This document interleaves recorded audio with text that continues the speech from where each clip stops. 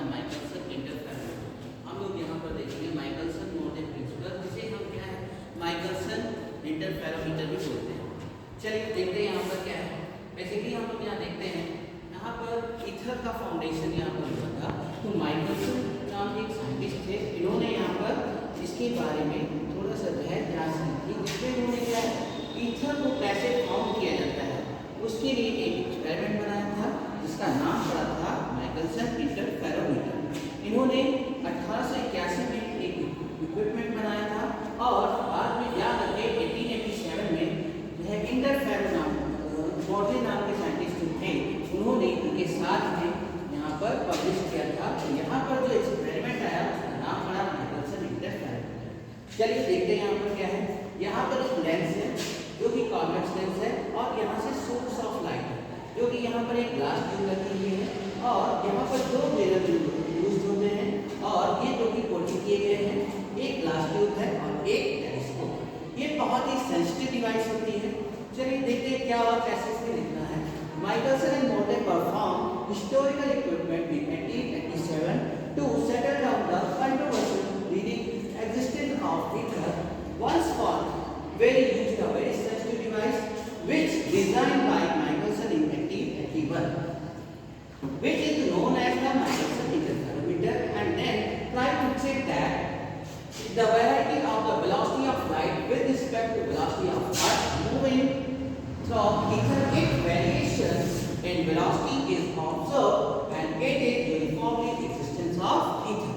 Means यहाँ पर इन्होंने अर्थ की वेलोसिटी और लाइट की वेलोसिटी को यूज करके इन्होंने यहाँ पर एक्सपेरिमेंट किया था, जहाँ पर लाइट की वेलोसिटी अगर देखें तो क्या यहाँ पर है 3 × 10⁸ मीटर पर सेकेंड और अर्थ की वेलोसिटी 3 × 10⁴ मीटर पर सेकेंड। अब देखते हैं यहाँ पर जब लाइट जाती है तो हमने देखा यहाँ से जब जाएगी तो यहाँ पर एक मिरर है जो कि लाइट यहाँ से जाएगी और उसके बाद यहाँ से रिफ्लेक्ट होकर के वापस आती है, फिर इस ग्लास ट्यूब से होते हुए जाएगी और दूसरी यहाँ पर एक ट्यूब है जिसे हम बोलते हैं कंपनसेटिंग प्लेट। कंपनसेटिंग प्लेट से होते हुए दूसरा मिरर है जो यहाँ पर थीटा एंगल बनाएगा।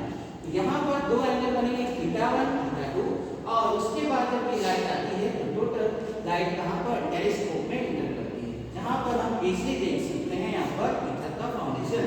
चलिए देखते हैं यहाँ पर सोर्स एस क्या है, यहाँ पर दिस इज द सोर्स कह सकते हैं। यहाँ से लाइट जाएगी, ये सोर्स क्या है, यहाँ से मोनोक्रोमैटिक लाइट जाती है। मोनोक्रोमैटिक लाइट क्या होती है, मोनोक्रोमैटिक लाइट वो होती है जिसे हम सिंगल बीम ऑफ लाइट बोलते हैं, है ना। फिर आप बात करते हैं जी। जी क्या है, ये पार्शियली सिल्वर्ड कोटिंग प्लेट है और सी यहाँ पर ये क्या है, ये कंपनसेटिंग प्लेट और यहाँ पर एक मिरर M1 और एक M2 मिरर यूज हुआ है। टी यहाँ पर ये क्या है टेलीस्कोप और एल जो कि कह सकते हैं हमारा कन्वर्जिंग लेंस। अब यहाँ पर देखते हैं कैसे यहाँ पर डिराइव किया गया है।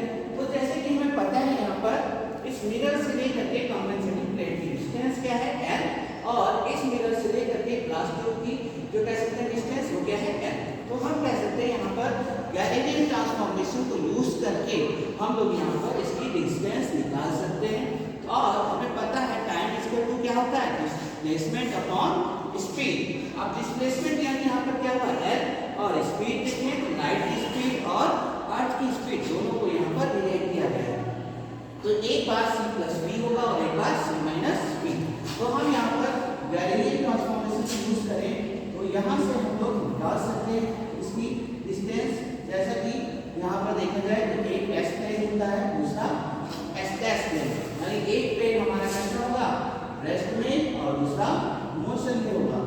यहाँ पर अगर हम डिस्टेंस देखें तो कुछ हमारी कह सकते हैं यहाँ से यहाँ तक डिस्टेंस क्या हो जाएगी c और एक पॉइंट p यहाँ पर हम लोग मान लेते हैं, इसकी डिस्टेंस क्या हो जाएगी v। तो हम यहाँ पर अगर टोटल देखें डिस्टेंस तो क्या हो जाएगी c + v, यानी अगर हम टोटल यहाँ पर डिस्टेंस देखें इसको हम v से डिनोट कर दें या फिर u से डिनोट करें